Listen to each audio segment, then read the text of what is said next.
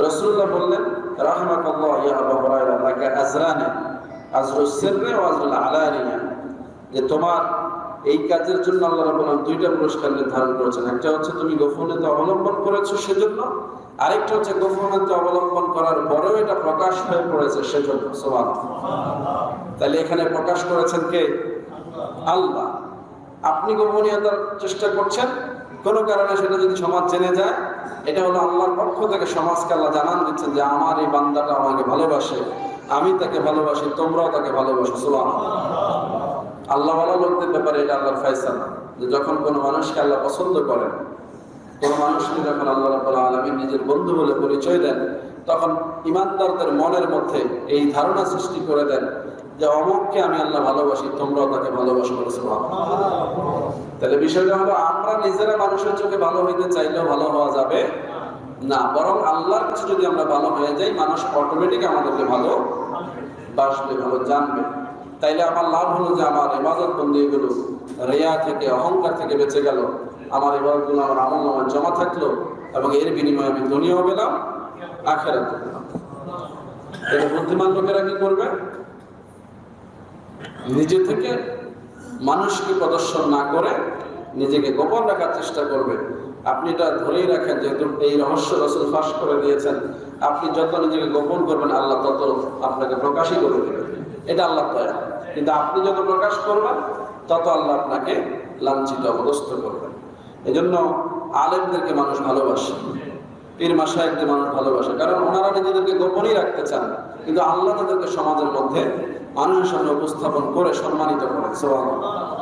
এটা একটা আদব। আরেকজন মানুষ তো আছে আলেম নামে, তারাই নিজেদেরকে খালি প্রচারই করতে চায়, শোই করতে চায়, কিন্তু তাদেরকে তো আল্লাহ পছন্দ করে না। দেখা যায় এক সময় সমাজের কাছে তাদের আসলে কোনো সেই পদক থাকে। বর্তমান জামানাতে আমরা এরকমই দেখি, যে সময় মিডিয়া ছিল না সেই সময়ের আলেমদেরকে মানুষ ভালোবেসেছে, আর আজকে মিডিয়ার যুগে মিডিয়ার সামনে সারাদিন কথা বলে যারা, তাদেরকেও মানুষ কিরকম ভালোবাসে আমরা জানি তো, কি বলে ঠিক না? তার মানে প্রচার করলেই যে প্রসার হবে বিষয়টা এরকম না, বরং আল্লাহর দরবারে গ্রহণযোগ্য হতে পারলেই সেটা আল্লাহ রাব্বুল আলামিন বেশিভাবে গ্রহণ করবেন। তো এই নিয়তে যারা আমরা চলতে পারি, আল্লাহ রাব্বুল আলামিন আমাদের সবাইকে এই মাকসাদে চলার তৌফিক দান করুন, সকলে বলে আমিন। এজন্য আমাদের দায়িত্ব হচ্ছে আমরা সম্মান পাওয়ার জন্য কিছু করব না, নিজেকে জাহির করার জন্য কিছু করব না, ইবাদত বন্দেগী লোকদেরকে দেখানোর জন্য করব না। আমরা যাই করব সব কার জন্য? আল্লাহর আল্লাহর রাসূলের খুশির জন্য করব। ইন্না সলাতি ওয়া নুসুকি ওয়া মাহইয়ায়া ওয়া মামাতি লিল্লাহি রাব্বিল আলামিন। এই যে কুরবানি দিবস গেল, এটার মাকসাদ এটাই ছিল। ইব্রাহিম নবী এই মাকসাদেই নিজের সন্তানকে জবাই করেছিলেন, আল্লাহকে খুশি করার জন্য, দুনিয়ার মানুষকে দেখানোর জন্য না, বরং তিনি গোপন করতেছিলেন।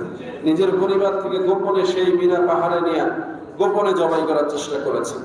আল্লাহ রাব্বুল আলামিন সেটাকে গোটা পৃথিবীর সামনে এমনভাবে প্রকাশ করে দিয়েছেন যে কিয়ামত পর্যন্ত সব মানুষ জানে যে ইব্রাহিম নবীর এই সুন্নতটাই পালিত হচ্ছে। সুবহানাল্লাহ। এমনি ভাবে সমস্ত ভালো কাজগুলো একসময় সমাজে ফিরে আসবে যদি আপনার পক্ষ থেকে সেটা আল্লাহর দরবারে কবুল হয়ে যায়। এজন্য কোরবানি, অন্যান্য যে ইবাদতগুলো আমরা করেছি, এগুলোর মধ্যে যদি আমাদের মনে কোনো ত্রুটি বিচ্যুতি রিয়া থেকে থাকে, আমরা আল্লাহকে তওবা করবো যেন আল্লাহ যেন মাফ করেন। কাজ সম্পন্ন হওয়ার পরেও মাফ পাওয়ার সুযোগ আছে না নাই? যদিও কোরবানির বেলায় আল্লাহ এটা শর্ত করেছেন যে কোরবানির পশুর রক্ত জমিনে পড়া মাত্রই এটা কবুল না কবুল এই ফয়সালা হয়ে যায়। যাদেরটা কবুল হয় রক্ত জমিনে পড়া মাত্রই কবুল হয়ে যায়, আর যাদেরটা কবুল হবে না গোস্তকে শেষ করে দিলেও আর কবুল হওয়ার সম্ভাবনা থাকে না। তারপরেও যদি আমরা বুঝতে পারি যে হ্যাঁ আমার ত্রুটির কারণে আমার কোরবানি বরবাদ হতে পারে, আমরা আল্লাহর কাছে ক্ষমা চাইতে পারি, তওবা করতে পারি, তাইলে হয়তো আল্লাহ পাক আমাদের মাফ করে দিতেও পারে। যেহেতু আল্লাহ রাব্বুল আলামিন বলেছেন লা তাকনাতু মির রাহমাতিল্লাহ ইন্নাল্লাহা ইয়াগফিরুয যুনুবা জামিআ। যদি আমাদের ত্রুটি থাকে আমরা যেন হতাশ না হই, আমরা যেন আল্লাহর কাছে ক্ষমা চাই, আল্লাহ মাফ করে দেবেন। ওয়া মা আলাইনা ইল্লাল বালাগ। আসসালামু আলাইকুম ওয়া রাহমাতুল্লাহি ওয়া বারাকাতুহু। যারা কাবলাল জুমা আদায় করে না,